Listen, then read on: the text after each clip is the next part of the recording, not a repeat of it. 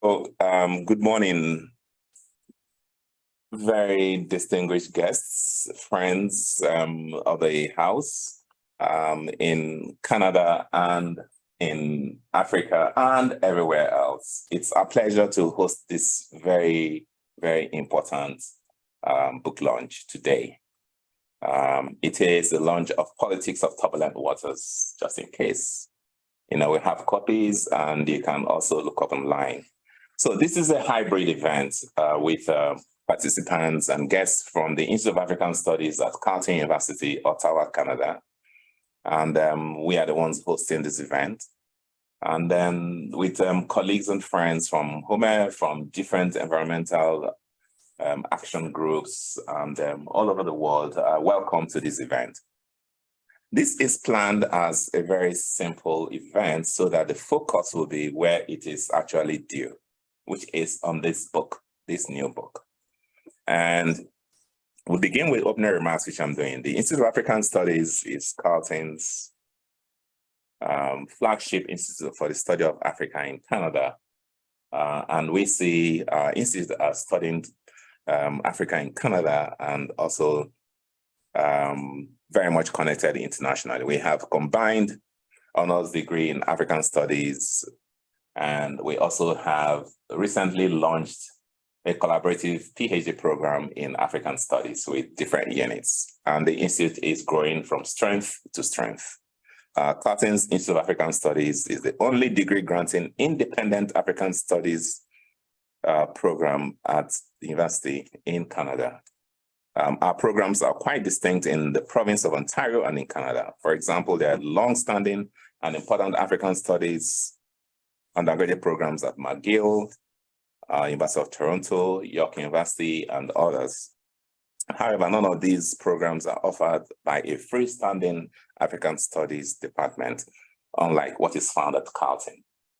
We have been fortunate to be in a position to collaborate with different organizations across the world, especially at the capital region, where we take our collaboration seriously with policymakers, with NGOs, with intellectuals, free thinkers, and we published Nokoko, an open access journal, which also has the distinction of attracting free independent scholars as well as graduate students and others who are their earlier career stage to provide a platform for them to showcase their work.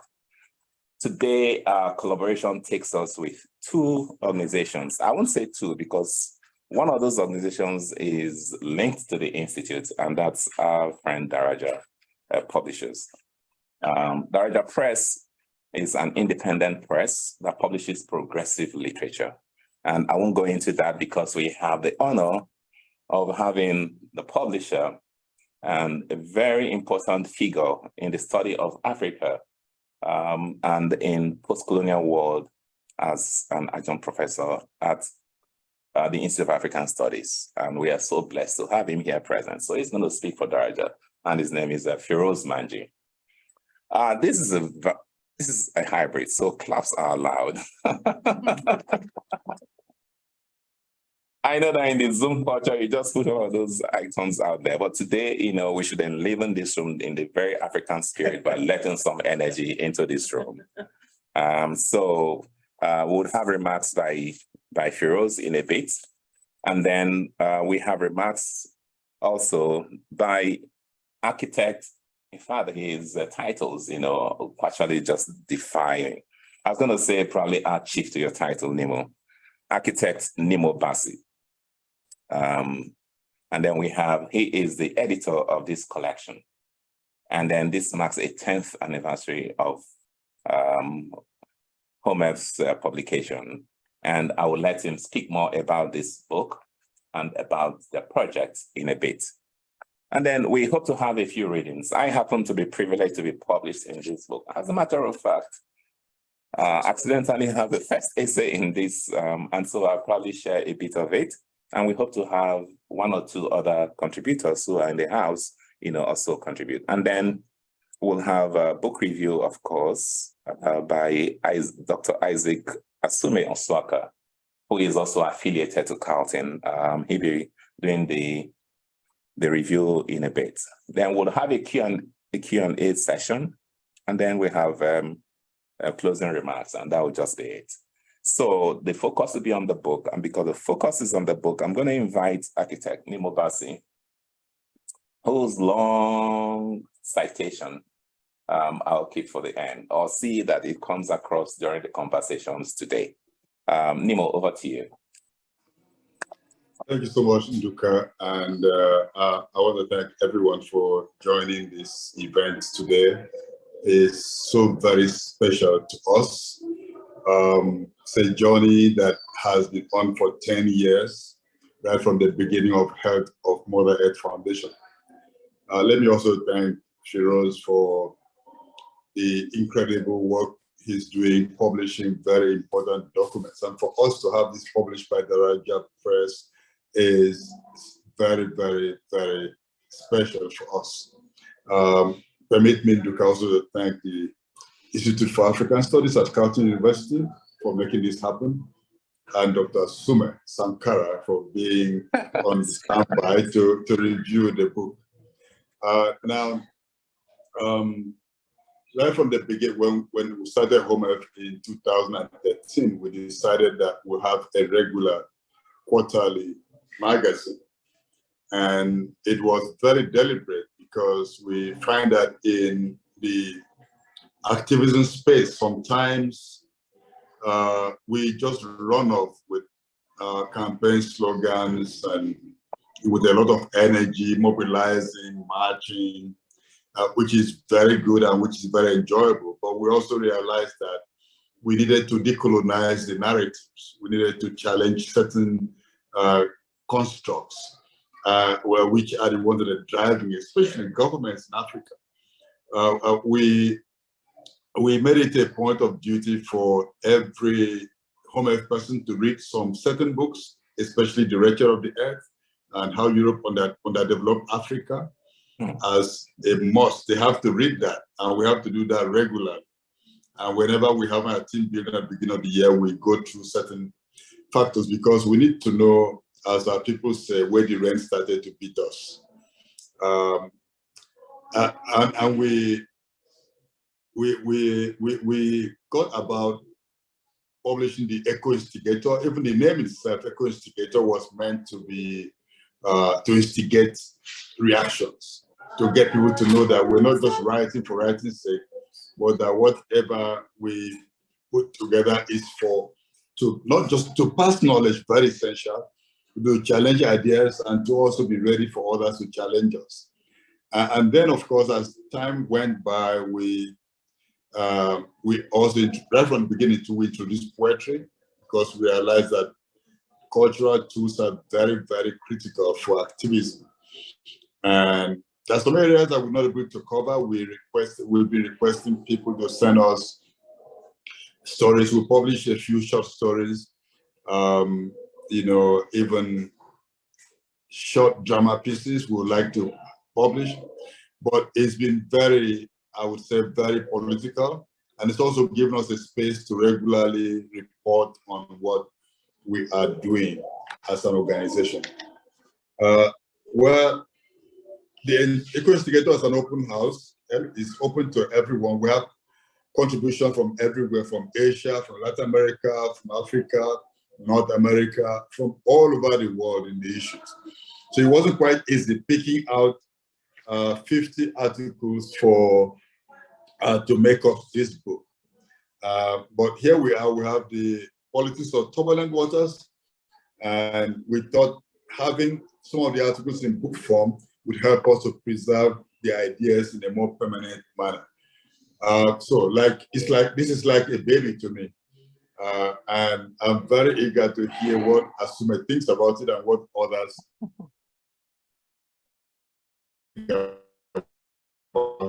So thank you so much for joining. We have another volume because we have a whole load of materials that we put out there. Thank you.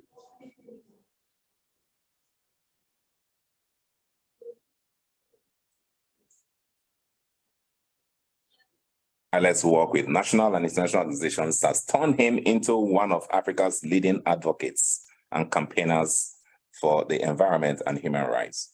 He has stood up against the practices of multinational corporations in the country, that's Nigeria, and the environmental devastation they have behind destroying the lives and ignoring the rights of the local population. This is part of the citation when he received the Right Livelihood Award, a much decorated man and one of the icons of Mother Earth, in the world. We'll keep giving you snippets of his background and of his profile. On this note, I'm going to invite Dr. Asume Osuaka, who is going to give us some insight into this book by way of a formal review. Asume, over to you. Unmute yourself.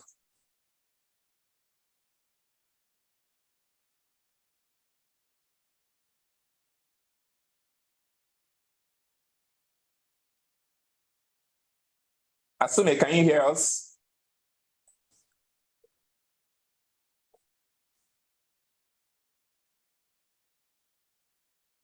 Yeah. Unmute yourself. Asume, unmute. Okay. Yes, we can hear you okay, now. Yes, the hosts are just giving me the permission to unmute. I was struggling with that. Thank you, Prof. And I want to apologize for not joining you in person. I'm in Ottawa. I'm actually in Orleans, and I was supposed to be there, at Carleton in person. But unfortunately, this important book launch coincides with an event that is important to me as well, the graduation, or as they call it, the leaving ceremony from middle school of my son. Is so the event, the graduation ceremony is going on right now. I was already in the hall. I had to dash out to come and participate, and I think after this presentation, I will go back to join my son in the ceremony, just the closing bits of the ceremony. So it is my pleasure to review the book, the Politics of Turbulent Waters. At the time when the world is faced with the grim realities of climate change, we understand that climate change is not something that is projected for the future. Climate change is already happening. Climate change is causing havoc in many parts of the world, with communities in several countries of the global south bearing the disproportionate impacts. So in the continent of Africa, climate change is exacerbating the conditions of conflict. Some of the violent conflicts in the continent, particularly in the Sahel region, even up in West Africa up to the Sudan, can be traced to climate change that has been taking place already for a few decades. So that is why this book, The Politics of Turbulent Waters, is timely and significant contribution to the conversation on climate change and climate justice. Now, we look at the traditional, you can call it the dominant Euro-Western view of the climate change challenge. And we'll see that it is focused primarily on the need for decarbonization. Within that dominant tradition, in the climate change discourse is a fixation. There's this fixation on deploying alternative energy technologies to reduce the emissions of CO2.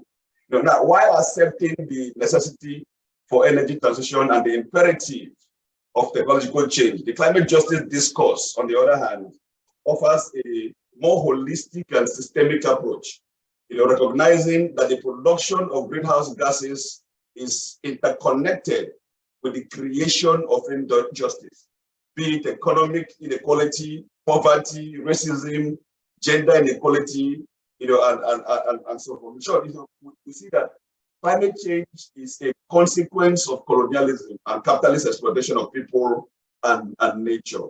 So today, while we will see that the phrase climate justice is used very widely, and has become even, mainstream into the climate lexicon. But it was not always so. By the turn of the millennium, it was only an idea that was pushed by a few radical environmental justice advocates, including the editor of this volume that we are discussing today, Nimo Basi, already introduced. Now, I have had the privilege of working with Nimo, Reverend, we'll call him, for many years. Reverend co-founded Nigeria's first environmental justice organization, Environmental Rights Action, in the early 1990s. The Environmental Rights Actions coordinated the Oil Watch, the Global Oil Watch Network in Africa. So as a young man, fresh from university, my first job was to coordinate Oil Watch Africa as a member of the Environmental Rights Action. So together with Nimo and other colleagues in Africa, in Latin America, in North America, particularly with people of color and leaders of indigenous communities in North America and in Asia. In the 1990s, we participated in the global environmental movement, and one of the tasks that we were confronted with is to challenge the narrow Euro-Western environmental orthodoxy. So it took the effort of radical voices from the global south for the world to begin to appreciate that ecosystem protection and the reduction of CO2 in the atmosphere, while necessary, is not sufficient, if not included with the elimination of the structures of colonization and oppression that enable the exploitation and destruction of nature and people. So environmentalism cannot be complete without justice.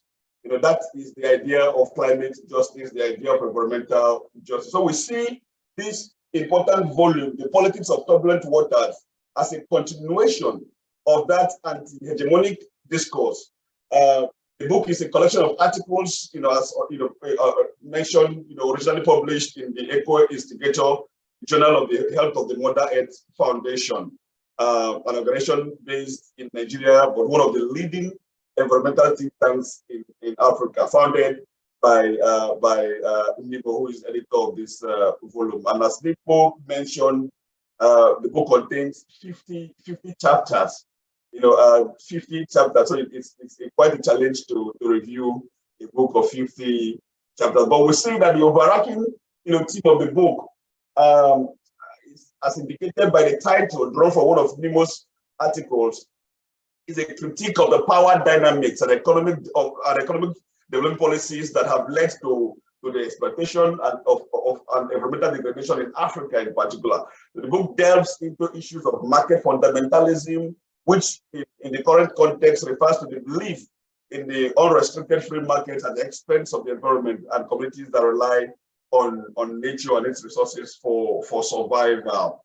So the chapters challenge what we find in the global climate order. By the global climate order, I'm referring to the institutions and policies of basically mainly the United Nations Framework Convention on Climate Change. We find that there is an overwhelming rule of the neoliberal order and market fundamentalism, from the Kyoto Protocol to the Paris Accord and post-Paris negotiations. We see that drive an increasing push towards the neoliberal paradigm in policy making. However, the reality is that the market and corporations are part of the problem, if not the problem. So from the forward of this book, we see what corporations like Shell mean to the people and the planet. In the forward of the book, written by J. Naidu, J. Naidu is founding General Secretary of the Congress of South African Trade Unions. He was a minister in the cabinet of President Nelson Mandela in South Africa. Naidu recollects a visit to Nigeria that was hosted by Nibo. Naidu recounts their journey through the Niger Delta, highlighting the horrific environmental and health impacts caused by petroleum extraction. Due to oil spills and gas flaring by companies like Shell, the region suffers from significant pollution. That area is one of the most polluted areas in the world. Now, this has led to severe health issues among local communities, including respiratory illnesses, skin rashes, cancers. There's an increasing incidence of cancers in the area. The agricultural lands and natural habitats are devastated, with acid rain affecting crop yields and oil-soaked terrain, leading to the loss of fish and wildlife. Naidu pointed out that despite gas flaring being technically illegal in Nigeria since 1984, the enforcement is weak.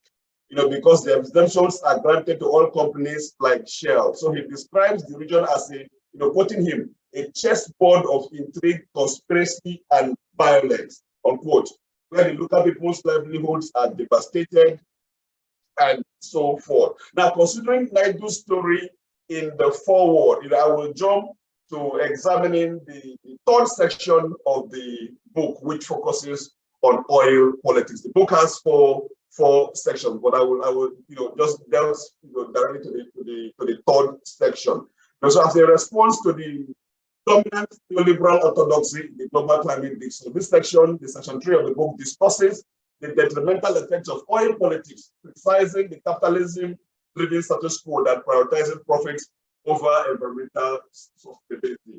Now, in one of the chapters, Politics of Ecological Defense, Inumobasi critiques capitalism's equitable relationship with nature, stating and quoting him, so the narrow pursuit of profit makes it impossible to see into the future, as whatever can be grabbed now is fair game, unquote. Bassi denounces the commodification of nature and unsustainable production systems, citing the environmental devastation caused by oil extraction in Nigeria as a dire example. Now, the reality is that,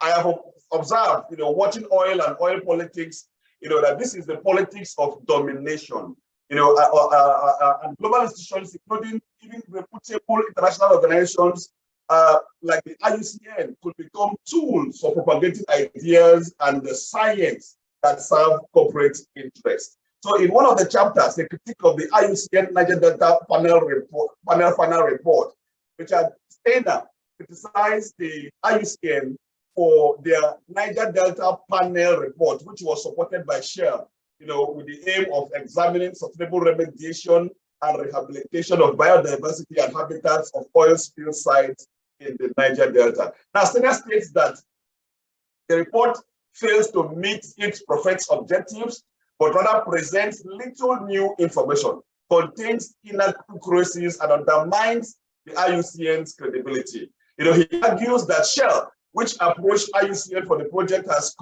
used the process of the report, as a part of a greenwashing tactics and as a delayed tactics also, covering their failure to comply with Nigerian environmental laws, particularly dealing with gas flaring.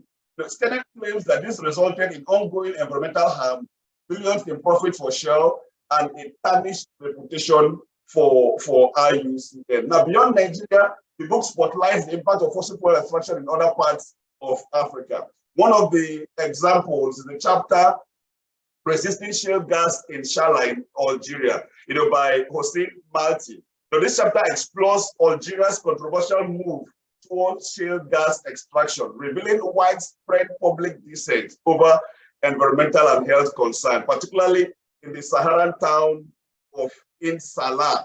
Now, the author criticizes the Algerian government and the National Hydrocarbons Company, Sonatrach, for disregarding citizens' concerns about pollution and the consumption of scarce desert water resources. So we see from these contributions that there's a similarity in the way that communities experience petroleum extraction in different countries in Africa.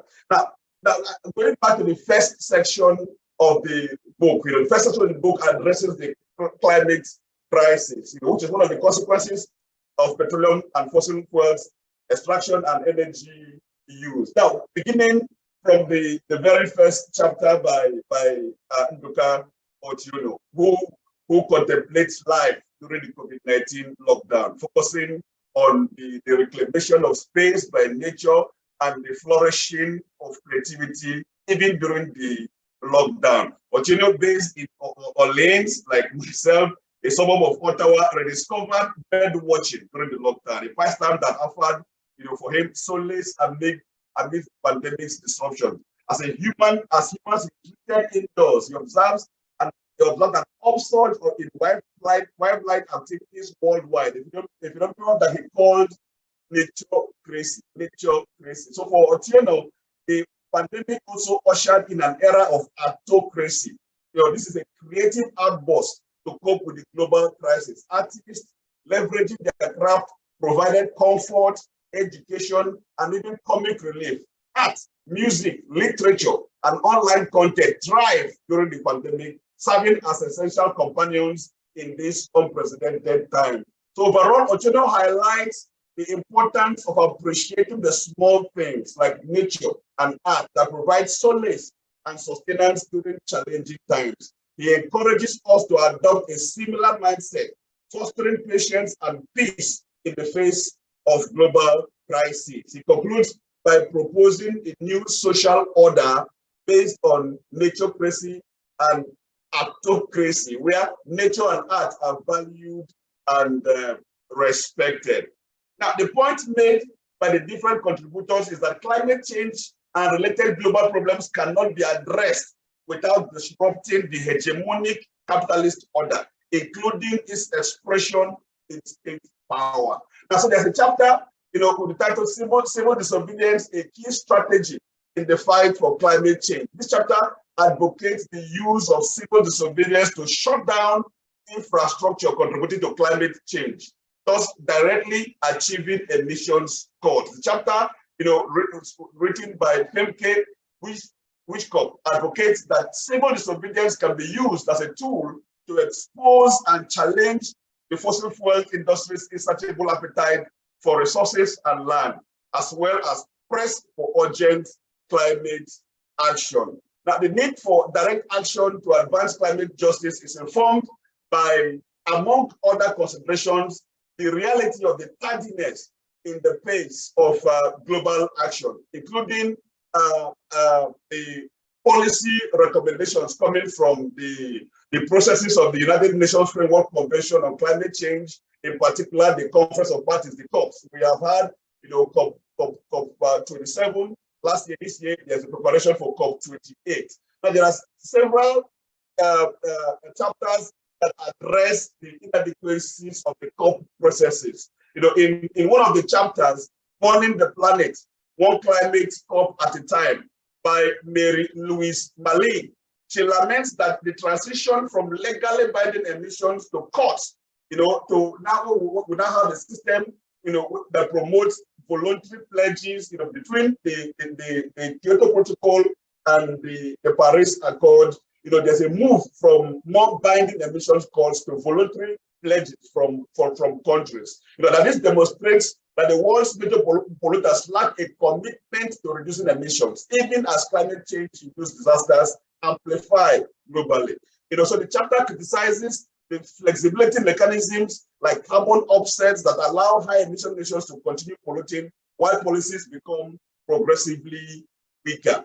She contends that the idea of climate debt, whereby developed countries should pay for their historic emissions, has been overlooked. Finally, Malley posits that corporate influence and a capitalist mindset are behind these ineffective negotiations. Because if you look at, examine the way that the COPs are organized, there's a heavy load of corporate pressure and corporate, influence in all of those processes. So, Malley advocates for a systemic change as the solution. She believes that embracing alternatives like food sovereignty, agroecology, community conservation, and indigenous knowledge can help a more sustainable future. She calls for an end to overexploitation, overconsumption, overproduction, and extractivism. And this runs through, many of the chapters in the volume. In another chapter, titled "Never Trust a Cop," Babawale urges against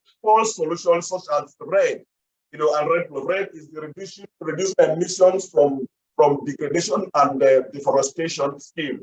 These are schemes that allow corporations to exploit lands and forests in the name of reducing deforestation.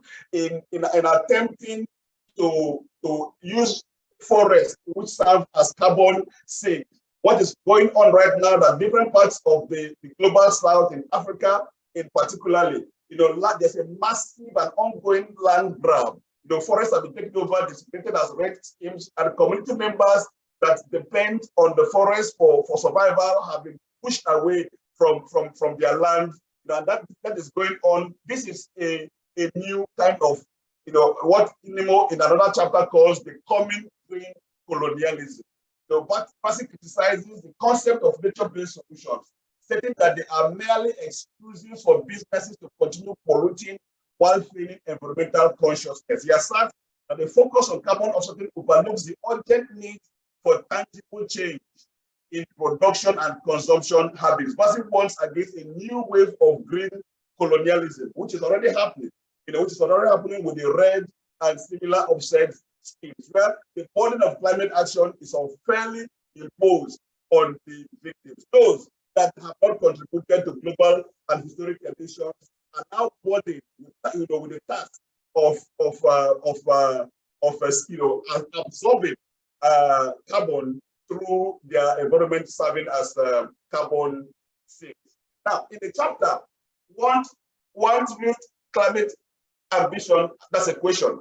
Keep polluting industries out and make them pay. This is a chapter that is written jointly by Inimo Patilin and Lydie Nakpil. They argue that industries following the climate crisis should pay for the damage caused and finance genuine solutions. Particularly, this climate finance was a major focus of their last COP in Egypt in Sharm el-Sheikh. Even the last COP also introduced on the agenda the issue of loss and damage. And one of the issues that was discussed in one of the contentious issues is that the type of finance. Who pays for climate actions? Who pays for irreparable loss and damage? This chapter is suggesting that the corporations that are involved, that are polluted, should be compelled to pay for the pollution that they have caused. Now, considering the challenges and the limitations of the COP and the COPs, Inimo calls in the chapter "Time for a People's COP," calls for a People's COP as modeled, after the Cochabamba summit in Bolivia. Other contributors like Hamza Hamuti also critique the neoliberalization of the environmental governance, pointing out the role of institutions like the World Bank, and the European Union, who prioritize market-based solutions, outside the COP process, within and outside the COP processes, and these processes fail to address the root causes of the crisis. He calls for a just transition towards renewable energy, sustainable agriculture, and what he calls democratic control over natural resources. Democratic control over natural resources. Now, part of the debate about climate change, is the question of responsibility. Who is responsible? We have talked about the responsibility of corporations. There's a question about what should be the responsibility of individuals, me and you, everybody, and what should be the responsibility of government, the public response, through binding regulations and legislation. Now, in contributing to that debate here, in the chapter "Watch Your Carbon Footprint," Sonali Narang discusses the significant impacts of human activities on climate change. Narang suggests small steps like conscious electricity usage, paper reduction, and limited use of animal products. These are actions that individuals can take to contribute to addressing environmental challenges. But another chapter, focusing on the Green New Deal, a done deal or a doomed deal, by Magdalene Ime-Ian. This chapter critically examines the Green New Deal, as proposed in the US Congress, and aimed at reducing greenhouse gas emissions through a massive transition to renewable energy. The Green New Deal also emphasizes addressing social issues like racial injustice and economic disparity. Now, this chapter points out that there are things that I've observed that it is challenging to push through these reforms within the political space, particularly considering opposition from conservative politicians in countries like the United States and also in Europe. So in the chapter also highlights the European Green Deal, which has a more relaxed timeline for carbon neutrality, but still involves a massive overhaul of its economy. Now, a significant portion of this chapter is dedicated to addressing the potential impacts of the Green New Deal on Africa. This is supposed to be a good deal, but there has been observation that the Green New Deal developed in the global north might exacerbate existing issues in the global south. Concerns are raised about the possible exploitation of Africa's resources. For land grabbing, we already mentioned about bread. There's also the reality that that there's increasing mining of certain minerals that are needed for the production of cells for batteries. That most of the more renewable energy sources rely on there. So while there is a promotion of renewable energy and renewable technology, the reality is that in places like the Democratic Republic of Congo, there's increasing exploitation of mineral resources impacting adversely on people. So every Green New Deal or Green Deal everywhere has to take into consideration the impact even for people in Africa and other parts of the global south. Now, the second section of the book focuses on genetically modified organisms, GMOs, GM food, and the impact on food security. One of the chapters by Hans Herren, with the title GMOs for Food and Nutrition Security, a Cosmic Destruction, highlights the flawed dependence on genetically modified crops and the so-called Green Revolution approach to addressing food insecurity and agricultural challenges in Africa and other parts of the world. He criticizes the focus on GM crops, arguing that such methods overlooked effective, sustainable, and scientifically backed agroecological alternatives. While GM technology may seem appealing, it also requires costly inputs like additional fertilizers and irrigation systems, which are not which contribute to contamination of air. So other chapters highlight this aspect. Now, one of the main sections that's of interest to me is the last section on knowledge space, which focuses on how capital seeks to maintain hegemony on global environmental discourses and the need to challenge such discourses. There are chapters by Firoz Bamji, chapters by Vandana Shiva, that I find very interesting that I may not be able to go into because of time constraints at this point.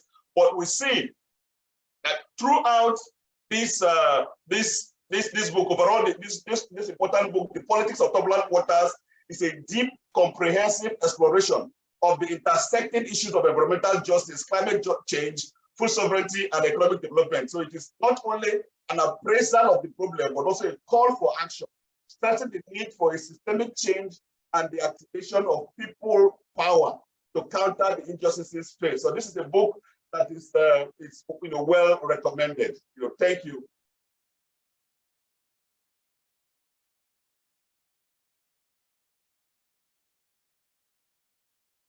Thank you so much, Dr. Isaac Osume-Osoka. Realizing that you have another event concurrently, I just saved a short introduction for the last so that we know who you are presenting this. So Dr. Osoka is a fellow in residence at the Bachelor's in Global and International Studies at Carleton University. He is an international development scholar with almost 3 decades of engagement with communities, civil society, and governments in Africa and globally. Dr. Suka holds doctorate in environmental studies from York University in Canada. And before and after his doctoral studies, Dr. Suka participated in the Nigerian pro-democracy movement and coordinated international civil society networks supporting communities resisting the negative impacts of resource extraction and unfair trade regimes in Africa. He believes in learning should be relevant to the needs of emancipation and social transformation. And he has been part of an NGO in Nigeria called Social Action and continues to work collaboratively across the world in environmental rights, human rights, and social justice crusade. Thank you for that very insightful and informative review of the book. I do hope that you send us a copy. It'd be nice for us to consider for publication in Okoko. When you have a moment to revise it and submit. Thank you so much for that. Would like to move. We have slated 1 hour for this event, as I said, and the focus is basically on the book. At this point, we have 2 major items on our agenda, one of which is a reading by contributors to the book. We thought we could get 3 contributors to read, but that might be a very tall ambition. for this moment. So what I'm going to do at this time is to ask the publisher, who is also a contributor and an activist of international repute, who has also been associated with founding some other very important platforms for engaging politics of progression, an organic intellectual, and as well as proudly associated very closely with the Institute of African Studies, Firoz Manji. Shall we give him for him? So he is going to give us remarks by the publisher. Thank you. Thank you. I think I'll keep my remarks brief, but just to say, first of all, I have to declare an interest here, not only as a contributor, but NIMO very kindly awarded me as an eco-instigator, and I visited him in the Niger Delta, and was able to see both the destruction that has been carried out, the environmental destruction, but also the social and political destruction carried out by the transnational corporations like Shell. And I think, you know, real congratulations are in order to NIMO. Not just for this book, but also his constant struggle over the many years. I remember a book that we published in when I was at Pambazuka, called To Cook a Continent, one of my favorite titles. And just a short extract from that: the world continues to stand in denial of the fact that climate change is triggered mainly by society's continued reliance on fossil fuels. Weaning the world of hydrocarbons cannot be postponed forever, and it would also give us the chance to address the other major socioeconomic cancers. That's 10 years ago or more, and yet NIMO is still fighting that struggle. His persistence, his patience in attending every COP-out meeting, COP-out 1 to 26, every COP-out, and yet he is still there. I don't know how he does it, but it is quite extraordinary. This is a remarkable book in a tribute not only to NIMO, but in particular to the Health of Mother Earth Foundation, HOMEF, the comrades around NIMO who have brought together this extraordinary collection of 53 essays taken from 36 issues of Eco-instigator.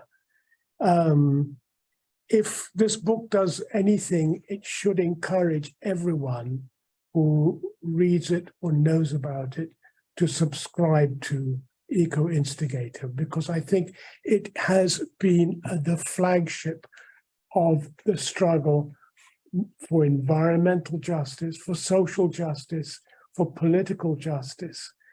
And in particular, so much of what we read in publications about climate chaos and environmental destruction today are oppositional. I think the remarkable thing about NIMO's writings in particular have been the propositional nature. Keep the oil in the soil being a famous slogan of his, but it is exactly what we need to do. And it is about, to take a title of one of his important articles from this book, system change will not be negotiated. And I think it's really important. I think I should point out that immediately after this book was published, a recognition was given to the importance of this particular article in that we are about to publish a new edition of the book Revolutionary Ecological Legacy of Herbert Marcuse, in which this chapter has been agreed as a postscript to that book. So I think this is a really important tribute to NIMO and HOMEF. And I'm deeply, deeply proud, NIMO, that you should have chosen us to publish this. It's a real honor for us. And we must keep this struggle on and not cop out of these struggles. Thank you. So by way of a more proper introduction, Dr. Firoz Manji is adjunct professor at the Institute of African Studies. He is Kenyan with more than 40 years of experience in international development, health, and human rights, and is a publisher of Daraja Press. He is Richard von Weizsäcker Fellow at the Robert Bosch Academy and Associate Fellow at the Institute for Policy Studies.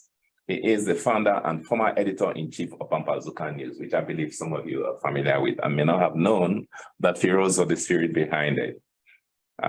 He and Pambazuka Press. He has previously worked as Africa Program Director for Amnesty International, Chief Executive at the Aga Khan Foundation UK, and Regional Representative for Health Sciences in Eastern and Southern Africa for the Canadian International Development Research Center, IDRC. Researcher at Kenya Medical Research Institute and lecturer in the Faculty of Medicine, University of Nairobi. He has published widely on health, human rights, development, and politics. He is co-editor with Sokari Ekine of African Awakenings, the Emerging Revolutions, and co-editor with B. Fletcher, and so many other publications. We are honored to have him also on the board, editorial board of NOCOCO, the Journal of the Institute of African Studies. Ladies and gentlemen, give it up for Firoz. So we are at the 11:50 mark, and what we may not be able to do totally this afternoon will be a complete reading from the book. However, since we had it, I'm just going to read just one paragraph so they can hear some of the voices in the book. Incidentally, I am a contributor and I'm not so sure how I will read anybody else's work but mine. So permit me to share this paragraph. And fortunately, or incidentally, the reviewer had pointed out to some of it.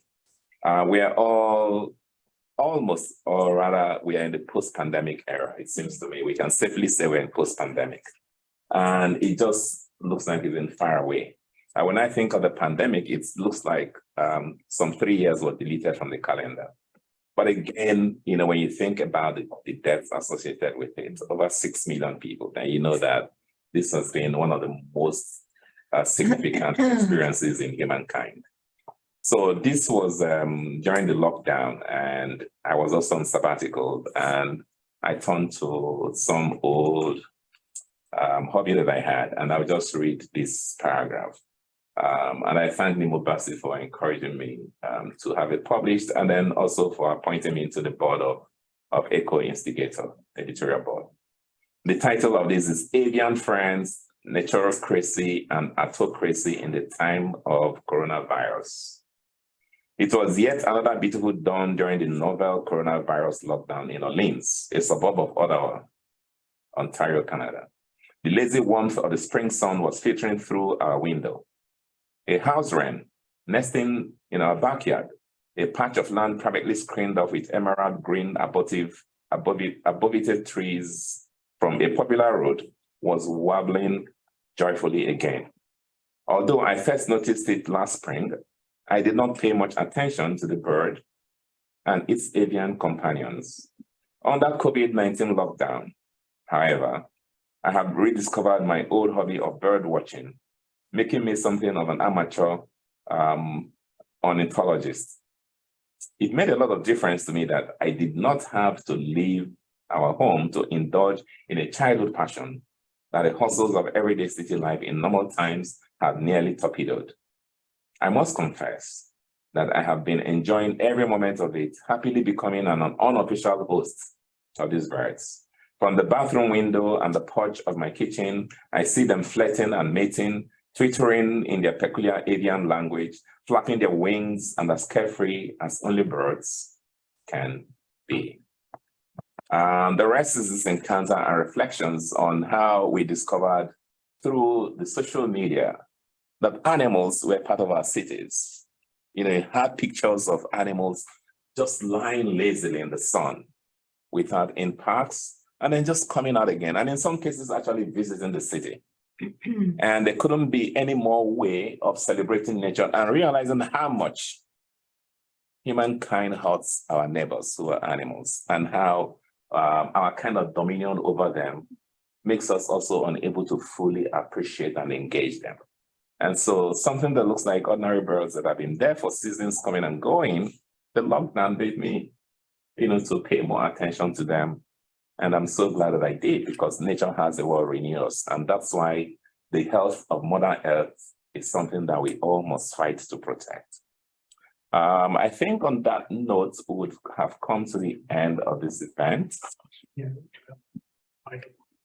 Nemo, yes. So just before we ask Nemo to have a final word, it looks like the vote of thanks is appropriately his today, because we're having this continental event, and we have brought all of these people together to celebrate this great publication. By the way, we have copies in the house, those of you who are interested. And fortunately, there are two contributors here, myself and Firoz. The editor is not here, but on his behalf, I can assure you that we'll probably be able to scribble a few things if you buy a copy. It's $20 here, and if you're interested in buying. And then I would like to specially recognize everyone who has come here today without necessarily naming all. We are so grateful. There's some people who have continued to support us in most of the events that we do.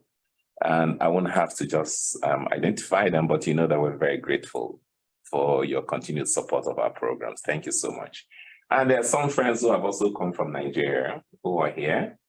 I would also like to at least mention those who traveled all the way in our neighborhood here.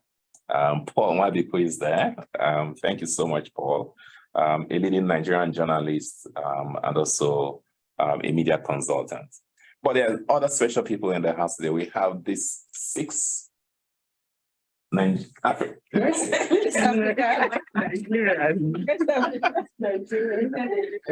Dead. I almost did. Okay, so we have these 6 West African women who are here as part of the Queen Elizabeth Advanced Scholars program that is sponsored by the Rideau Foundation, IDRC, and Universities Canada. They're here for several weeks with varying lengths to conduct research, and for us also to engage in intellectual and cultural exchange. They bring part of West Africa, its beautiful colors, its nature and ideas into country, Canada, and then most specifically our Institute of African Studies and to Carleton University. And at the same time, they are also able to exchange and to gain access to the variety of ideas that we also host in this institution. We're very grateful that you have chosen to come to Carleton University. And if you don't mind, can I just ask this beautiful woman to just stand up for recognition? Our QS scholars, please. Yes, there we go. So without having planned it that way, we have 2 from Cameroon. Yeah. There are 2 scholars. You see they have to wait. We have 2 from Nigeria, and then we have 2 from Ghana. We'll be hosting other scholars from other African countries, and we'll be issuing a new call. So on that note, ladies and gentlemen, I also like to acknowledge the heartbeat of the Institute, the administrators. We have Femi, the Institute administrator, Femi. And then we also have Gabriel. These are our engines from which a lot of the activities that we host at this institute, one of the busiest centers in Canada, manages to put up all the time. So over to you, Nemo, and then we'll just draw the curtain for today. Thank you, Asume, again for the review. And then thank you all of you who have joined us for joining from different places and online today. Thank you. Over to you, Nemo. That's a lovely bird. One of the neighbors. Yes, Nemo, do you want to unmute yourself? Or have we lost him? He's there. Nemo, unmute yourself, you're red. Looks like there's a problem with his internet. So Nemo joined us from Kampala.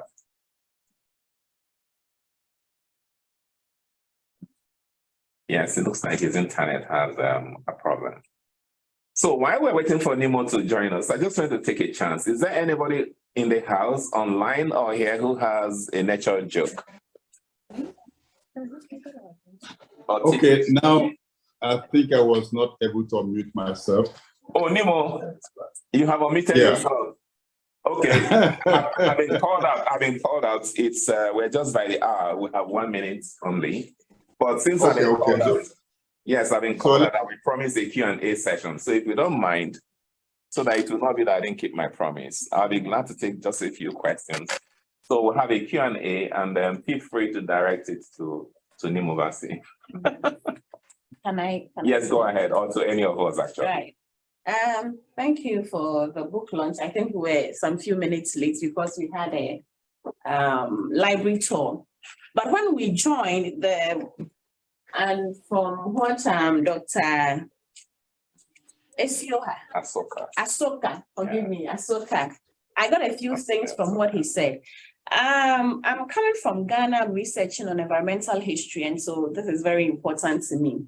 But in being here for the past 10 years, I've come to realize and appreciate how environmental and ecological issues are ingrained in the consciousness of people here. And so tomorrow I have a meeting late in town by, I think, Green Park. It's for young people between the ages of 18 to 35 who are coming together to share their experiences and stories. But then back home, I think that is something that is missing for us. We hear about environmental challenges. We hear about the degradation of our forest resources, how galamsey, that's how we call it in my language, galamsey, illegal mining is destroying our water bodies, our land, our forest resources. But then it looks like it's just a few stakeholders who are interested in environmental issues and challenges. But here, everybody is involved. We have academics, researchers, governments. I think it was in the news a couple of days that wildfire from other parts of Canada is influencing the air quality in Ottawa. And so people are cautioned to either stay back at home or be conscious of when going out. But then again, back home, we don't have some of these measures in place. And so my question is, where have we failed as Africans? Where is the issue coming from? Do we have to change the approach with which we address environmental challenges? Who is responsible? I think the discussants mentioned that again, who is responsible? Is it a government? Is it individuals? Or it's a collective effort by all of us to ensure that we are more aware of our environment? We are taking practical steps into ensuring that the environment in which we live in, we have a healthy planet and a healthy environment. And so back to you, Nemo, what do you think is the issue in Africa? And how can we ensure that as young people, everything we do directly influences or it's connected to keeping a healthy environment? Thank you. Thank you so much for your comments and then the question. The truth is that Africans are very conscious of the environment. If you go to our rural areas, you find that people do take care of everything because they know that they depend directly on nature's gifts to them. There's no aspect of the environment that our people are lacking behind. Just the problem we have is that our educational system as well as mass media really do need to unlearn certain things. As Asume was saying in his review, we cannot divorce this from the impact of colonialism and imperialism. because before the imperialists could really trash anybody's territory, plunder everything without responsibility, they had to first of all show that nothing really mattered in that territory, that the people did not matter, that all that matters was the natural resource that could be extracted and exploited. Now, again, the narrative was more or less that the planet is not a living entity. But in our cosmology, the planet, the Earth itself, the soul is living, everything is living, and we know that's the truth. So it's a question of regaining lost grounds in terms of the narratives. Yeah, it's not a thing that we can overcome in a day, but this is what we've been focusing on over these years, always looking at opportunities to learn from knowledge holders in our communities, from wisdom holders, wise people in the communities. In fact, we have a program called Learning from the Wise. We just pick a few knowledge holders, go to their homes or their offices or their village squares, sit down on the floor and pay attention without bringing out theories that we've learned from schools. So this is what we have to do, liberate our mentality.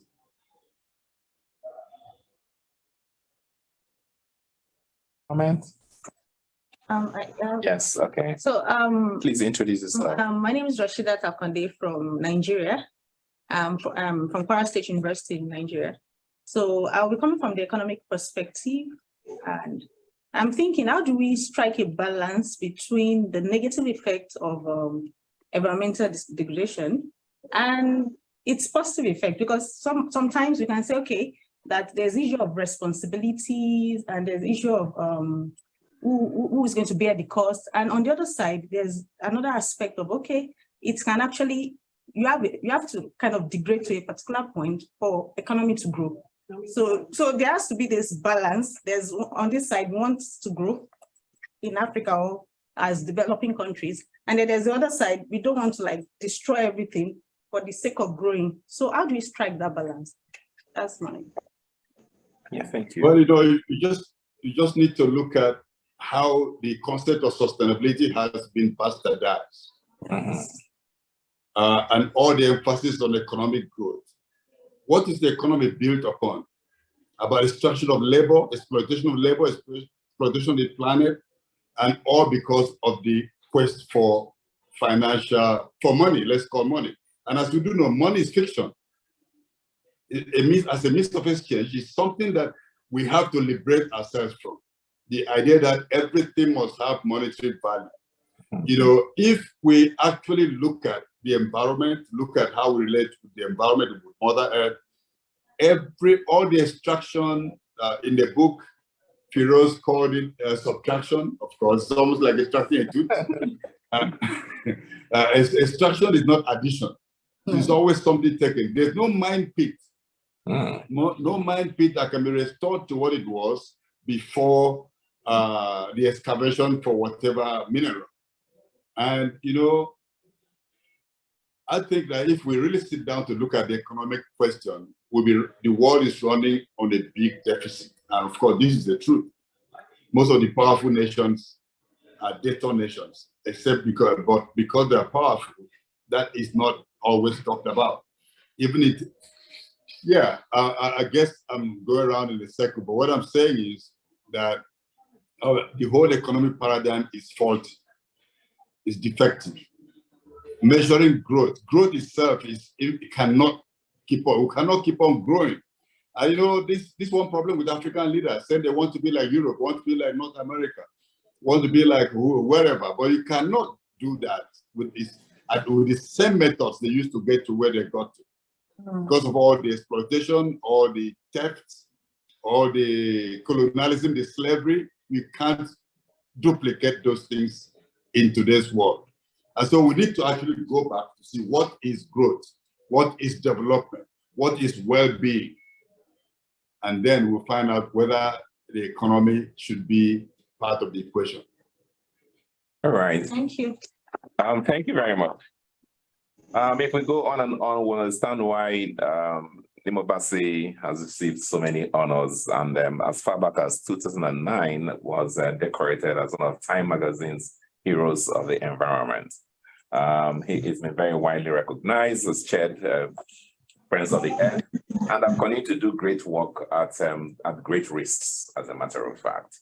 And he is very much also known for his work with the Ogoni minority group in Nigeria, and very closely with Ken Saro-Wiwa, who was at the time president of the Association of Nigerian Authors as well. Ladies and gentlemen, yeah, did you want to? Yes, I read the book very quickly. Yes. I found only one reference to China, and it was a negative reference.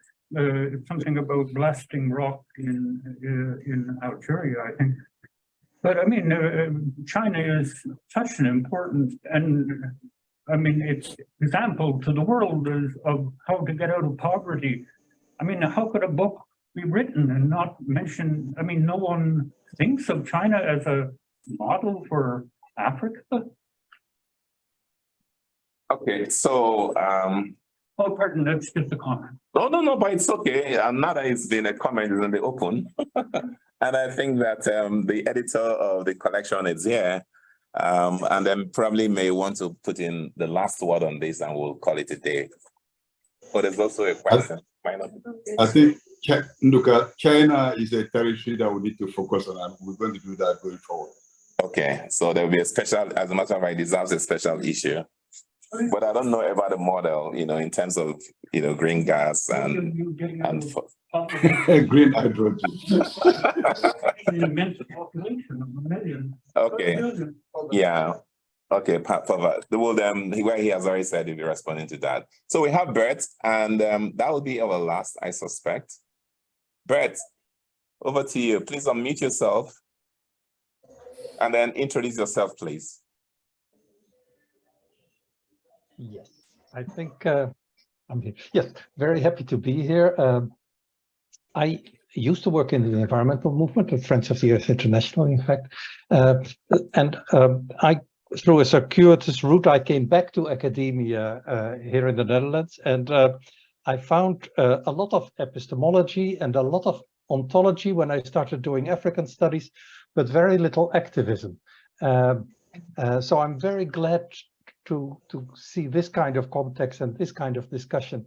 And I have a question, yeah, but maybe it goes beyond the little time available, but really for the people at Carleton, how do you see the relationship between African studies today and activism? Oh, wow.